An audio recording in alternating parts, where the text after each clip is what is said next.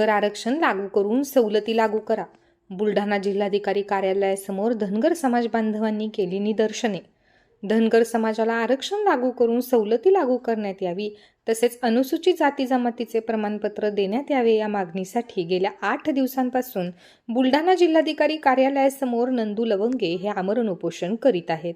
मात्र या उपोषणाची अद्यापपर्यंत प्रशासनाने दखल न घेतल्याने धनगर समाज बांधव आक्रमक झाला आहे. बुलढाणा जिल्हाधिकारी कार्यालयासमोर निदर्शने करत त्यांनी जिल्हाधिकाऱ्यांना निवेदन दिले आहे. तर आंदोलनाची दखल न घेतल्यास तीव्र आंदोलनाचा इशारा यावेळी आंदोलकांनी दिला आहे.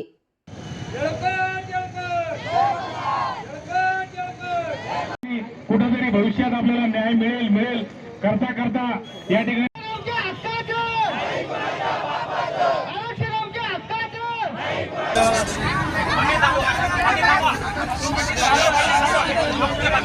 आणि आज जिल्हाधिकारी कार्यालय बुलढाणा येथे समस्त जिल्हाभरातून आज हा धनगर समाज एकत्रित जमलेला आहे. गेली 8 दिवस झाले धनगर समाजाचे समाजसेवक नंदूभाऊ लवंगे हे आमरण उपोषणाला या ठिकाणी बसलेले आहेत. गेल्या 8 दिवसांमध्ये प्रशासनाकडून कुठल्याही प्रकारची दखल घेतली गेलेली नाहीये आणि आज या 75 वर्षापासून जी मागणी प्रलंबित आहे, धनगर समाज अनुसूचित जमाती आरक्षण मिळावं आणि त्याची अंमलबजावणी व्हावी आणि लवकरात लवकर आमच्या येणाऱ्या पिढीसाठी त्याचे प्रमाणपत्र वाटप करण्यात यावे, यासाठी इथे उपोषण धनगर एसटी आरक्षणाच्या अंमलबजावणीसाठी आज बुलढाणा येथे आमचे नंदूभाऊ लवंगे 8 दिवसापासून इथं उपोषणाला बसलेले आहे. मी सरकारला एकच विनंती करते की का बाबा आमच्या धनगर समाजाला की असा दुजाभाव का होतोय. एकीकडे काही लोक उपोषणाला जर बसले, तुम्ही एका दिवसात मंत्री संत्री सगळे तिथपर्यंत पोहोचतात. आमचे लोक आज महाराष्ट्रामध्ये अनेक ठिकाणी आमरण उपोषण करतायत. त्यांच्याकडे सरकारचं कोणी येते, प्रतिनिधी येते.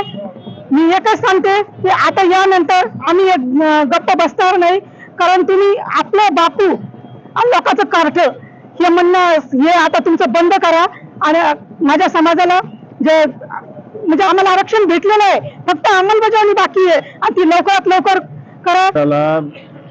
1950 साली धनगर म्हणून आम्हाला सवलत मिळालेली आहे.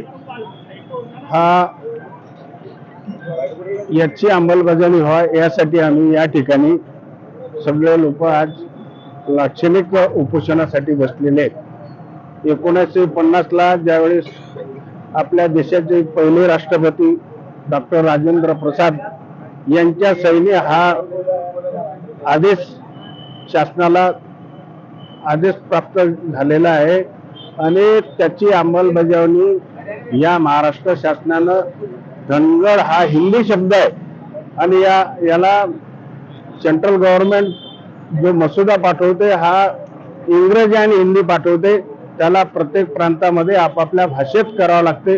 तर शासनानं त्याची अंमलबजावणी करून ज्या सवलती आहेत त्याची अंमलबजावणी करावी लागते.